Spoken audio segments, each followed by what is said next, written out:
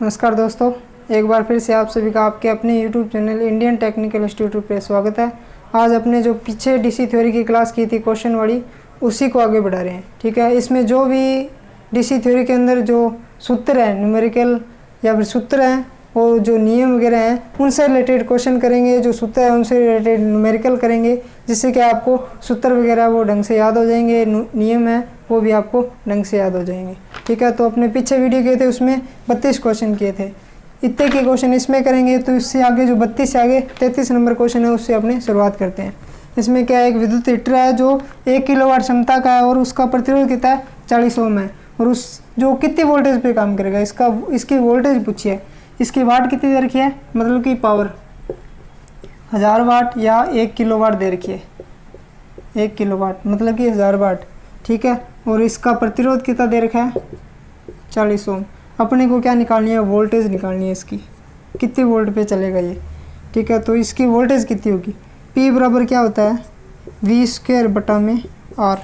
अपने को P दे रखा है 1000 वाट और ये इससे इंटू हो जाएगा। मतलब अपने को ये निकालना है तो ये इसके बराबर में है तो इसके इंटू में आ जाएगा। कितना V² अपने को ज्ञात करना है, V² इधर रह जाएगा और ये इसके इंटू में आ जाएगा। कितना है, 40। तो ये कितना गया, 40,000। ठीक है, V² बराबर कितना है, 40,000। V² बराबर 40,000 है तो V बराबर क्या आएगा, कितने स्क्वायर है, 200 की। कितनी वोल्ट आएगी, 200 वोल्ट आएगी। इसकी वोल्टेज कितनी होगी, 200 वोल्ट। अगला क्वेश्चन है अपना, दो विद्युत लैंप है जो समान वोल्टेज पर कार्य कर रहे हैं, लेकिन उनकी वाटेज क्या है, एक की 100 वाट और एक की जो पहला है, दो लैंप है दोनों समान वोल्टेज पर काम कर रहे हैं। जो पहला लैंप है उसकी वाटेज कितनी है, 200 वाट, और जो दूसरा लैंप है इसकी 100 वाट। वोल्टेज इनकी सेम है दोनों की, मतलब कि 100 वोल्ट इसकी है तो इसकी भी कितनी है, 100 वोल्ट ही है। इसकी भी 100 वोल्ट है। अब इनमें पूछ रहा है जो इनमें और जो R1 है और R2 है, किसका ज़्यादा होगा।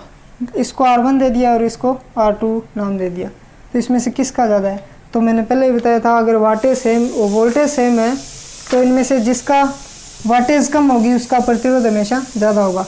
तो इसका प्रतिरोध क्या होगा, ज़्यादा होगा। मतलब कि R1 बराबर कितना हो गया, 2R2। ठीक है, मतलब कि इसका प्रतिरोध अगर 1 है तो इसका 2 होगा। जिसकी वाटेज कम उसका प्रतिरोध अधिक।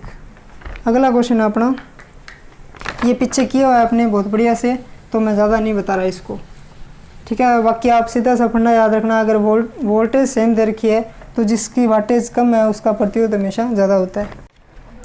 अगला क्वेश्चन है, एक विद्युत लैंप के गर्म प्रतिरोध का गर्म फिलामेंट का प्रतिरोध ठंडे फिलामेंट की अपेक्षा अधिक होता है।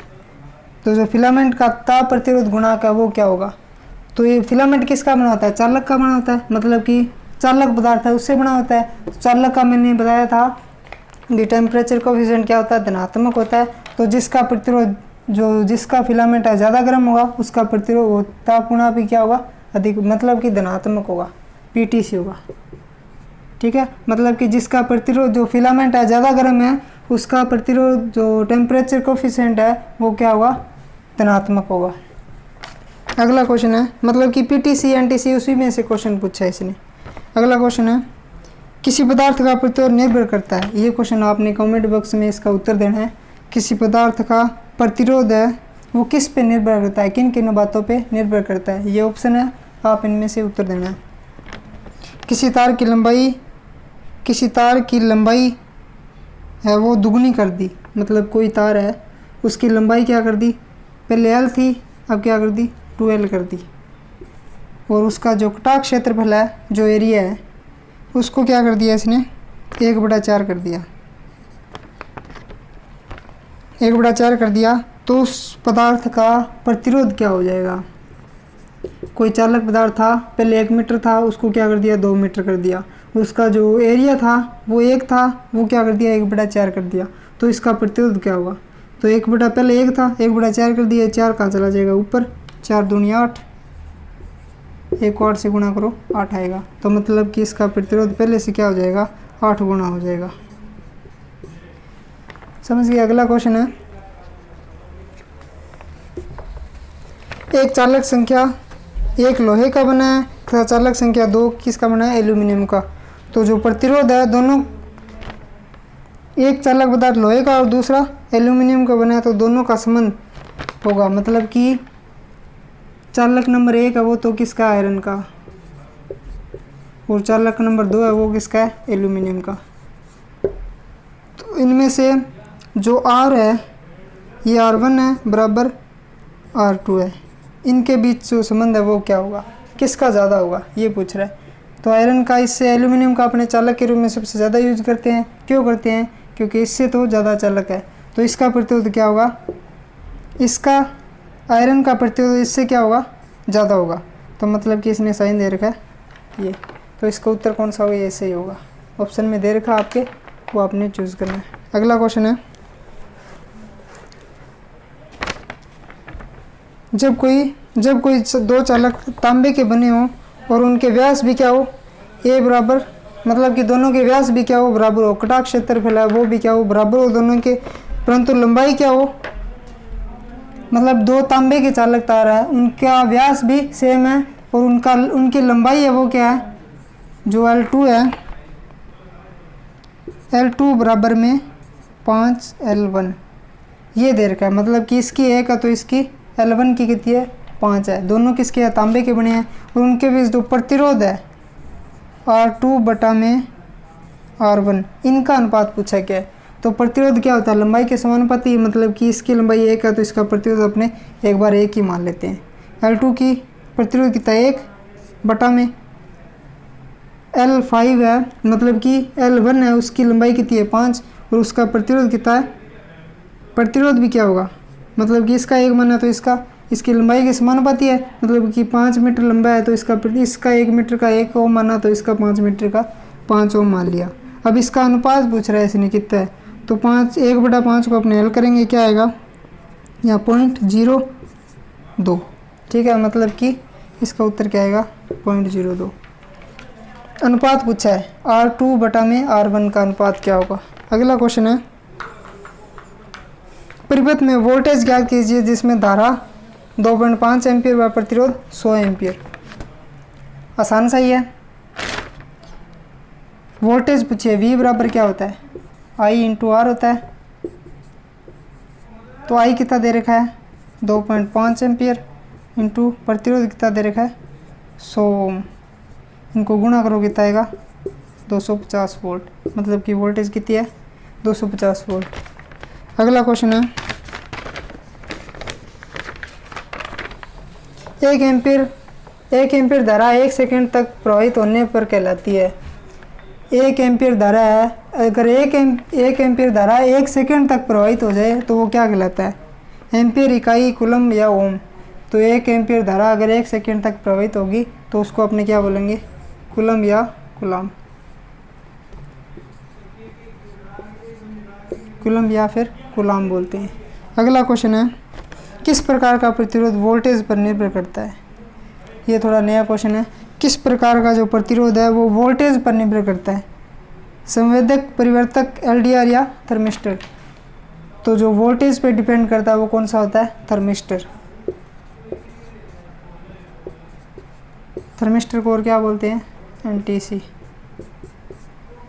ठीक, अगला क्वेश्चन है, एक रोधक पदार्थ का मूल गुण क्या होना चाहिए। एक रोधक पदार्थ का मूल गुण क्या होना चाहिए, आपने इसका उत्तर कमेंट बॉक्स में देना है।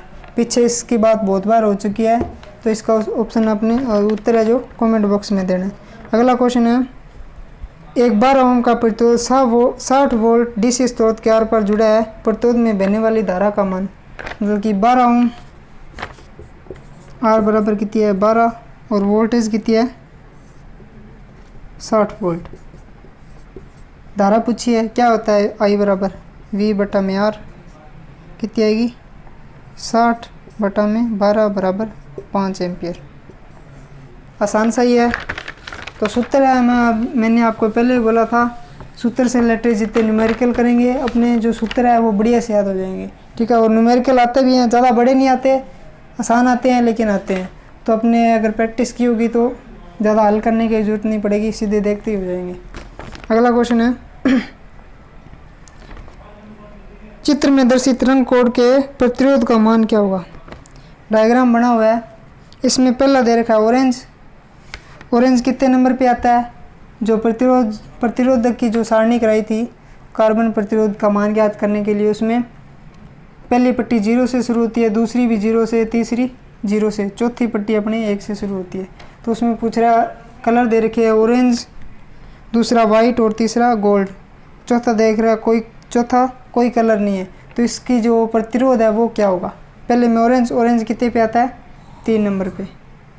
उसके बाद जो वाइट है वो कितने पे आता है, 9 पे। उसके बाद गोल्ड है, तीसरी पहली पट्टी में 3 नंबर पे ऑरेंज, और दूसरी पट्टी में वाइट है वो कितने पे, 9 पे। और तीसरी पट्टी है उसके अंदर गोल्ड है, जो जिसकी अपने ज़्यादातर सहन सीमा आती है, मतलब कितनी होती है 5% प्लस माइनस 10% वो। लेकिन इसमें तीसरी पट्टी में क्या होता है, इसका मान यहाँ पे इंटू लगता है, 0.1 होती है। ठीक है, तो इसका प्रतिरोध क्या होगा, इससे इसको इंटू करेंगे कितना आएगा, 3.9 ओम। ठीक है, इसका आंसर ये होगा। और चौथी पट्टी में कोई रंग नहीं है तो प्लस माइनस 20%। समझ आया। अगला क्वेश्चन है कौन से विद्युतीय मशीन का मध्यम प्रतिरोध होता है। ये थोड़ा नया क्वेश्चन है। मध्यम प्रतिरोध इन 4 ऑप्शनों में से किसका मध्यम प्रतिरोध होता है। तो शंट प्रतिरोध है, बहुत उच्च होता है, जो अपने मोटर वगैरह पढ़ेंगे उनके अंदर आएगा। जो शंट प्रतिरोध है, शंट प्रतिरोध अपने मीटर वगैरह में पढ़ेंगे, उसके अंदर शंट प्रतिरोध क्या होता है, मतलब कि बहुत कम होता है प्रतिरोध। वो जो आर्मेचर वाइंडिंग है उसका प्रतिरोध भी कम होता है। एक कॉन्टैक्टर दे रखा है, कॉन्टैक्टर दे रखा है, उसका भी मतलब कि निम्न ही होता है। और जो अपने हीटर दे रखा है, हीटर का प्रतिरोध क्या होता है, हीटर का प्रतिरोध अपने मध्यम में गिनते हैं। अगला क्वेश्चन है प्रति ओम प्रति सेंटीग्रेड प्रतिरोध बदलाव कहलाता है, उससे अपने क्या कहेंगे, मतलब कि प्रति R बराबर प्रति डिग्री सेल्सियस, इसको अपने क्या कहेंगे। जो अपने प्रतिरोध 1 डिग्री सेल्सियस में बदलाव करते हैं, तापमान में बदलाव करते हैं, तो प्रतिरोध में भी बदलाव होता है, इसको अपने क्या कहते हैं। ठीक है, ये क्वेश्चन है पीछे किया हुआ है, तो इसका उत्तर आपने कमेंट बॉक्स में देना है। अगला क्वेश्चन है प्रकाश की तीव्रता को नापने के लिए किस प्रकार का प्रतिरोध प्रयुक्त होता है। मतलब प्रकाश की तीव्रता नापने के लिए अपने किसका यूज़ करते हैं, VDR का, LDR का, NTC, PTC, किसका यूज़ करते हैं। तो प्रकाश की तीव्रता नापने के लिए अपने LDR का, प्रकाश लाइट से मतलब LDR का अपने यूज़ करते हैं। अब इसको और क्या बोलते हैं, प्रकाश मीटर भी बोलते हैं, इसको अपने प्रकाश मीटर भी बोलते हैं। अगला क्वेश्चन है एक विद्युत हीटर जो 250 वोल्ट 1500 वाट पर तथा 500 डिग्री सेल्सियस पर कार्य कर रहा है, तो हीटिंग एलिमेंट में धारा तथा प्रतिरोध दोनों की गणना कीजिए। मतलब कि कोई हीटर है, उसकी वोल्टेज कितनी है, 250 वोल्ट। ठीक है, और कितने टेम्परेचर पे काम कर रहा है, 500 डिग्री सेल्सियस। ये इसने अपने को कंफ्यूज करने के लिए दे दिया, इसका कोई मतलब नहीं है। ठीक है, और इसकी वाटेज कितनी है, ये वोल्टेज और वाटेज कितनी है, इसकी वाट या अपने पावर बोल दें, कितनी है, 1500 वाट। ठीक है, तो इसमें धारा और प्रतिरोध ज्ञात करना है। ठीक है, क्या करेंगे, पहले अपने धारा ज्ञात कर लेते हैं। P बराबर क्या होता है, VI होता है। ठीक है, अपने को क्या दे रखा है, P दे रखा है कितना, 1500 वाट, और बराबर में V कितना दे रखा है, 250 वोल्ट, और I अपने को ज्ञात करनी है। ठीक है, तो I को यहीं छोड़ दो, इसको इसके नीचे ले आओ, 250, 1 0 से 1 0 कट की, 25 छिक्के कितने होते हैं, 150 होते हैं। ठीक है, तो धारा कितनी आ गई, 6 एम्पियर। और प्रतिरोध ज्ञात करना है, तो प्रतिरोध क्या होता है, V/I, R बराबर V/I, कितनी है वोल्टेज, 250 बटा में 6 चौके 24, बच गया 1, और 6 एकम 6 बच गया 4 पॉइंट आ गया। 6 में को 36 मतलब कि 41 पॉइंट कुछ आएगा, 42 41 मान लो या 42 दे देगा इसमें, ठीक है। दूसरा अगर अपने को ये नहीं आएगा तो और किससे निकाल सकते हैं अपने, P बराबर क्या होता है, ये हो गया प्रतिरोध भी निकल गई, धारा भी निकल गई, ठीक है। उसके बाद अपने को धारा नहीं निकालनी, सीधी पावर निकालनी है, और अपने को ये दो चीज़ दे रखी है, तो P बराबर V²/R पीछे अभी करके हैं अपने, तो V² कितना है 250 × 250, ठीक है। पावर भी दे रखी है, अपने को प्रतिरोध निकालना है, तो P कहाँ जाएगा, यहाँ आ जाएगा, R यहाँ चला जाएगा। पावर कितनी दे रखी है 1500, ठीक है। 2 0 से 2 0 काटो, 3 ये क्या आ गया 5 25 5 125, 125 में 3 का भाग दो, 4 3 12 4 वो सेम ही आएगा, मतलब कि 41 आएगा, ठीक है। 41.6 इस प्रकार से अपने कर सकते हैं। ये पीछे किया हुआ है, मैंने बोला था जो अपने सूत्र हैं उनसे रिलेटेड न्यूमेरिकल करेंगे, आपको सूत्र भी याद हो जाएंगे, थोड़ी बहुत न्यूमेरिकल करने आ जाएंगे, इतने हार्ड नहीं आते, थोड़े आसानी आते हैं। अगला क्वेश्चन है, स्थिर ताप पर करंट वोल्टेज और प्रतिरोध का बंद परिपथ में संबंध का नियम कहलाता है। ये क्वेश्चन भी अपने इसका आंसर ही अपने कमेंट बॉक्स में देना है, किस नियम की बात कर रहा है, ठीक है, बताना है। विद्युत हीटर का पावर इनपुट क्या होगा जो 250 वोल्ट 240 वोल्ट की सप्लाई पर 4 एम्पीयर लेता है, मतलब कि पावर पूछिए, कोई हीटर है उसकी पावर पूछिए। P बराबर क्या होता है VI, अपने को V × I दे रखा है, तो कितना दे रखा है 240 × में 4 24 चौके 96, ठीक है। कितना आएगा P बराबर 960 वाट। क्या अगला क्वेश्चन है, ओम के नियम के कथन के अनुसार परिपथ में धारा निम्न में से किसके विपरीत अनुपातिक होती है, मतलब जो धारा है ओम के नियम के अनुसार धारा किसके विपरीत अनुपातिक होती है, विलोमानुपाती होती है या फिर व्युत्क्रमानुपाती होती है। तो V किस I है जो किसके समानुपाती होती है, V समानुपाती I, सॉरी I समानुपाती V या V समानुपाती I एक बात है, I समानुपाती V होता है, तो I किसके I बराबर V/R होता है, मतलब कि R की क्या होती है विलोमानुपाती या फिर व्युत्क्रमानुपाती या फिर विपरीत होती है, ठीक है। इसने पूछा है जो धारा है वो किसके विपरीत होती है, तो किसके प्रतिरोध के विपरीत होती है ओम के नियम के अनुसार। क्या अगला क्वेश्चन है, यदि कार्बन कंपोजिशन रजिस्टर में जो चौथी पट्टी है, चौथी पट्टी का कलर क्या हो रेड हो, तो उसकी टॉलरेंस क्या होगी, मतलब कि उसकी सहन सीमा क्या होगी। तो जो चौथी पट्टी है 4 पट्टियाँ हैं, मतलब ये कोई रेजिस्टेंस है, कार्बन रेजिस्टेंस 1 2 3 और ये 4 पट्टियाँ हैं, उसमें एक चौथी पट्टी होती है वो क्या होती है अपने को सहन सीमा बताती है, मतलब प्लस माइनस कितने % तक वो वोल्टेज सहन कर सकता है, ठीक है। तो इसमें रेड कलर है, जो रेड कलर है चौथी पट्टी में, तो उसका जो टॉलरेंस है या सहन सीमा वो क्या होगी प्लस माइनस कितनी होगी 2%, ठीक है। अगला क्वेश्चन है, बंद परिपथ में वोल्टेज एवं धारा का अनुपात क्या होता है। कोई बंद परिपथ है उसके अंदर धारा और वोल्टेज का अनुपात क्या होगा, तो हमेशा बंद परिपथ में वोल्टेज और धारा का जो अनुपात है वो क्या रहता है, हमेशा स्थिर रहता है। क्या अगला क्वेश्चन है, एक तार का प्रतिरोध 10 ओम है, कोई तार है उसका प्रतिरोध कितना है 10 ओम है, मतलब कि 1 सेमी मान लो इसको, ठीक है। इसी बता दें कि दूसरी तार है जो इससे क्या है 4 गुना बड़ी है, 4 गुना लंबी है, मतलब ठीक है। ये 1 सेमी की है, इसका प्रतिरोध 10 ओम, ये 4 सेमी की है, तो इसका प्रतिरोध कितना हो जाएगा 40, और इसका कटाक्ष क्षेत्रफल है वो क्या है इससे आधा है, इस तार से इसका कटाक्ष क्षेत्रफल क्या है आधा है, तो इसका प्रतिरोध क्या होगा, ठीक है।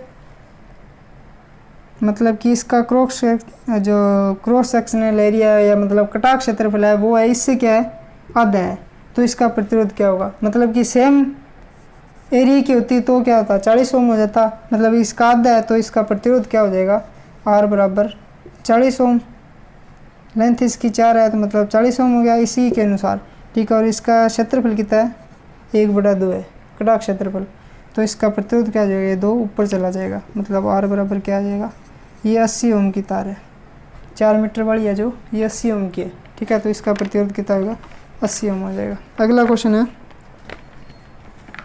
डीसी परिपथ में सामान्यतः डैश प्रकार का प्रतिरोध जुड़ा होता है, डैश प्रकार का बाहर जुड़ा होता है। ठीक है, तो जो भी डीसी परिपथ है उसमें हमेशा प्रतिरोधक प्रकार का पदार्थ जो भार लगाता है या लोड लगाता है। इसमें कैपेसिटर कुंडली दे रखे हैं। ठीक है, जो डीसी परिपथ है उसमें हमेशा जो प्रतिरोधक लोड लगा होता है। अगला क्वेश्चन है, वैद्युतिक उपकरण समांतर में जोड़े जाते हैं क्योंकि समांतर परिपथ में क्या होता है? वैद्युतिक उपकरण है जितने भी अपने ज़्यादातर समांतर क्रम में जोड़ते हैं। समांतर क्रम में क्यों जोड़ते हैं?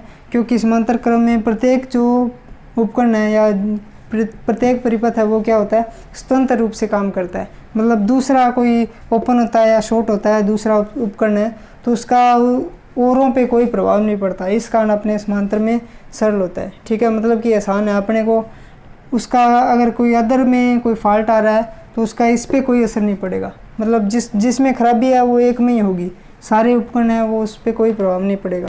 इस कारण अपने स्वतंत्र रूप से, मतलब कि स्वतंत्र रूप से अपने एक जो काम करता है, समांतर परिपथ है जो स्वतंत्र रूप से काम करते हैं सारे उपकरण। मतलब पंखा है वो अपना सर्किट पूरा अलग से करता है, बल्ब है वो अलग से करता है, या कोई अलग और उपकरण लगा हुआ है वो अलग से काम करता है। ठीक है, और अगर उनमें से किसी में भी एक में फॉल्ट आ गया तो अदर जो उपकरण लगे हैं उनमें कोई फ़र्क नहीं पड़ेगा, वो स्वतंत्र होता है। ठीक है, मतलब कि सारे स्वतंत्र रूप से जुड़े होते हैं। जब प्रतिरोध समांतर में जोड़े जाते हैं तो कुल प्रतिरोध होता है। अगला क्वेश्चन है, जब प्रतिरोध है अपने समांतर में जोड़ते हैं तो जो उनका कुल प्रतिरोध है वो क्या होता है? पहले भी किया था, कुल प्रतिरोध इसमें क्या होता है मैंने पहले बताया था, जो सबसे कम मान का प्रतिरोध है उससे भी क्या आएगा, अपना टोटल रेजिस्टेंस है 2 कम आएगा समांतर परिपथ में।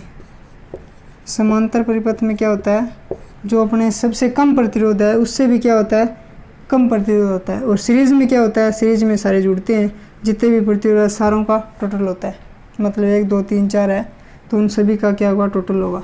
मतलब 4 ओम के हैं सारे, तो 4 + 4 कितने हो जाएंगे, 12 ओम।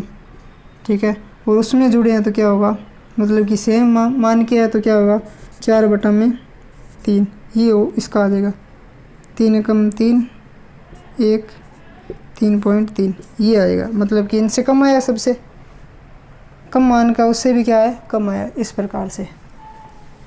अगला क्वेश्चन है अपना, 3 प्रतिरोध डेल्टा में संयोजन में जुड़े हैं। ठीक है, 18 ओम 12 ओम और 6 ओम। परिपथ में कितनी 180 वोल्ट दी हुई है, तो जो 6 ओम प्रतिरोध है उसमें धारा का मान पूछा कितना होगा। कैसे जुड़े हैं, 18 ओम, ठीक है, ये 12 ओम, ये 6 ओम, 3 प्रतिरोध जुड़े हैं। यहाँ से सप्लाई कितनी है, 180 वोल्ट। इस प्रकार से ही जुड़े हैं, डायग्राम इस प्रकार से है। तो अब इसमें पूछ रहा है इसके अंदर धारा का मान क्या होगा। तो पहले इसको अपने सर्किट को अपने प्रतिरोध हल करेंगे इसके।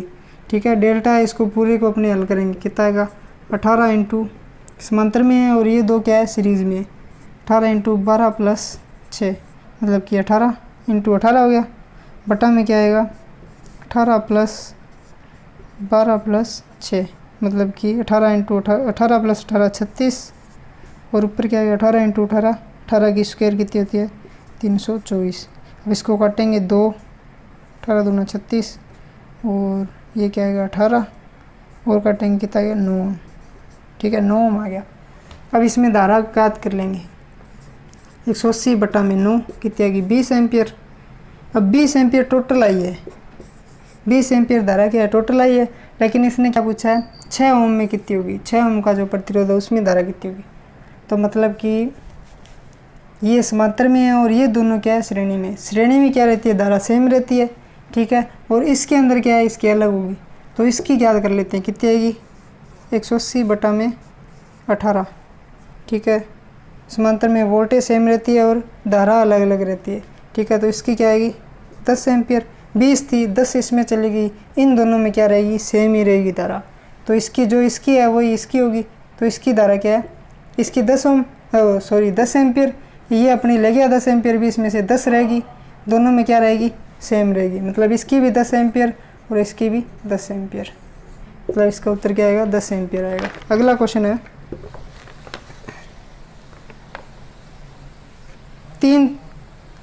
3 ओम के 3 प्रतिरोध है जो त्रिभुज के रूप में जोड़े गए हैं। इस त्रिभुज के किसी भी दो कोणों के बीच प्रतिरोध का मान होगा। ठीक है, मतलब कि 3 ओम के 3 प्रतिरोध है। कैसे जुड़े हैं? सेम ही डायग्राम होगा। 3 ओम के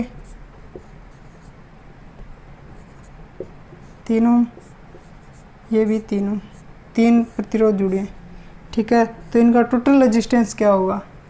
क्या होगा? ये क्या है? समांतर में ए और बी, ये समांतर में, ये दोनों सीरीज में। सीरीज में क्या होता है?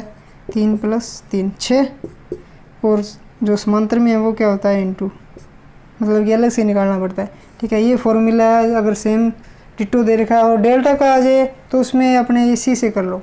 ठीक है, 3 ही पूछता है ज़्यादातर, डेल्टा में 3 ही आते हैं। ठीक है, तो 3 प्रतिरोध है, इस प्रकार से करो आप। ठीक है, 2 श्रेणी में और 1 समांतर में, तो 3 + 3 + 3, मतलब कि ये श्रेणी वाले अलग, समांतर वाला अलग। ठीक है, 3 3 3 6, 6 × 3 कितना आएगा? 18 बटा में 3 3 6 और 3 9, मतलब कितना आएगा? 2 ओम। इसका कुल प्रतिरोध कितना आएगा? 2 ओम आएगा। अगला क्वेश्चन है,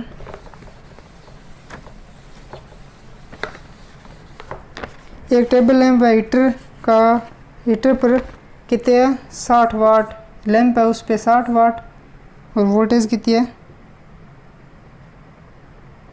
220 वोल्ट, और जो हीटर है उस पर 1000 वाट और 220 वोल्ट। अंकित है, हीटर का प्रतिरोध क्या होगा? वोल्टेज दोनों में सेम है, वाटेज क्या है? अलग अलग। तो इसमें से पूछ रहा है हीटर का प्रतिरोध क्या होगा? हीटर का प्रतिरोध क्या होगा भाई? इससे ज़्यादा होगा। तो लैंप से क्या होगा? ये लैंप का प्रतिरोध, लैंप की वाटेज और लैंप की वोल्टेज, ये हीटर की, तो किसका ज़्यादा होगा प्रतिरोध? हीटर का प्रतिरोध है वो लैंप से क्या होगा? हमेशा कम होगा, क्योंकि इसकी वाटेज ज़्यादा है। पहले भी बता दिया, पीछे अपने हल भी करके देख लिया। जिसकी वाटेज ज़्यादा उसका प्रतिरोध हमेशा कम, समान वोल्टेज दे रखी है। तो अगर वोल्टेज अलग अलग है तो अपने करके देख लो किसका ज़्यादा आ रहा है। आगे है,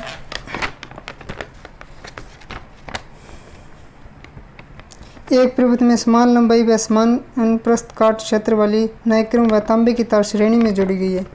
ठीक है, एक तांबे की तार है, एक और नाइक्रोम की तार है। ठीक है, दोनों सीरीज में जुड़ी हुई है। समान ही कटाक्ष क्षेत्र वाला, समान ही लंबाई है दोनों की। तो उनमें से किस में ऊष्मा अधिक होगी? तांबे में अधिक ऊष्मा होगी। ठीक है, या फिर नाइक्रोम में अधिक ऊष्मा होगी। तांबे में अधिक धारा चलेगी या नाइक्रोम में अधिक धारा चलेगी?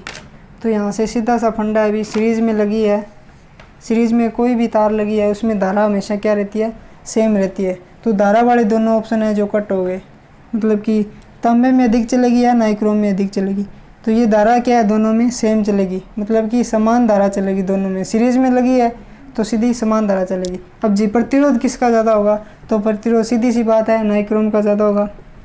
ठीक है, ऊष्मा किस में ज़्यादा होगी? तो नाइक्रोम में। अपने ऊष्मा के लिए यूज़ भी किसका? हीट के लिए किसका? हीटर है, प्रेस है, उसमें किसका यूज़ करते हैं? नाइक्रोम का। क्यों करते हैं? क्योंकि हीट वो अपने को ज़्यादा देती है, इसलिए अपने नाइक्रोम का यूज़ करते हैं। तो इसका सीधा उत्तर क्या होगा? जो ऊष्मा किस में ज़्यादा उत्पन्न होगी? नाइक्रोम तार में।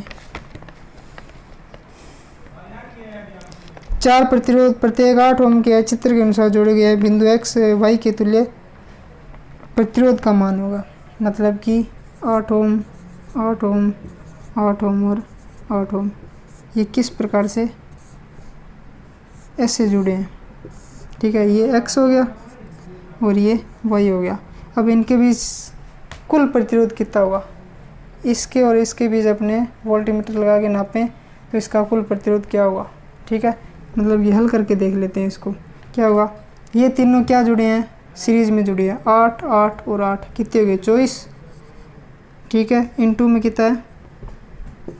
ये क्या है? समांतर में इनके, ये 8 8 8 24, और ये क्या है? समांतर में, बटा में 8 इनटू में 8 बटा में क्या आएगा? 24 + 8 कितना हो गया? 32। 32 ऊपर क्या हो गया? इसको काट लो, आप सीधा ही काट लो। 8 चौके 32, 8 ये 6 चौके 24। अब 8 से 8 कट गया, मतलब कि 6 ओम। इसका प्रतिरोध कितना आएगा, x और y के बीच कितना प्रतिरोध आएगा अपना, 6 ओम आएगा।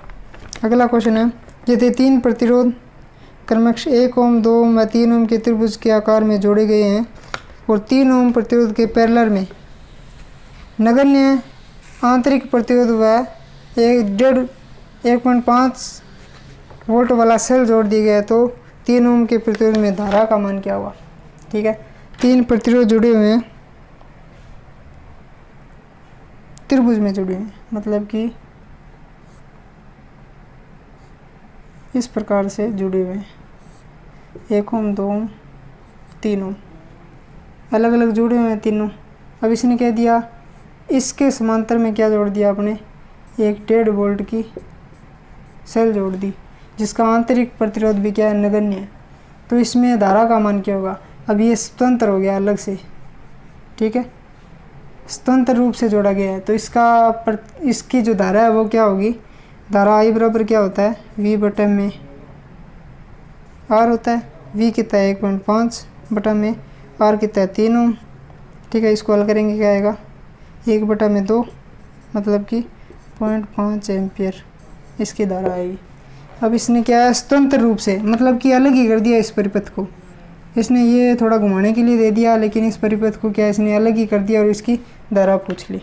ठीक है, तो इसकी धारा कितनी आएगी, 0.5 एम्पियर आएगी। ये थे आज के क्वेश्चन, जो अपना डीसी थ्योरी चैप्टर था, पीछे चैप्टर किया, उससे रिलेटेड न्यूमेरिकल जो भी उसमें सूत्र बनते हैं पावर के या धारा के, प्रतिरोध के, ओम के नियम से संबंधित, वो सारे आपने कर लिए डिस्कस। दूसरी इसमें कुछ नियम थे जो किरचॉफ के नियम है या फिर ओम के नियम है, वो अपने डिस्कस कर लिए। एक लेंज का नियम भी था इसमें, आगे और नियम आएंगे वो अपने चुंबक वगैरह में, सेल में, जिसमें आएंगे वहाँ पढ़ लेंगे।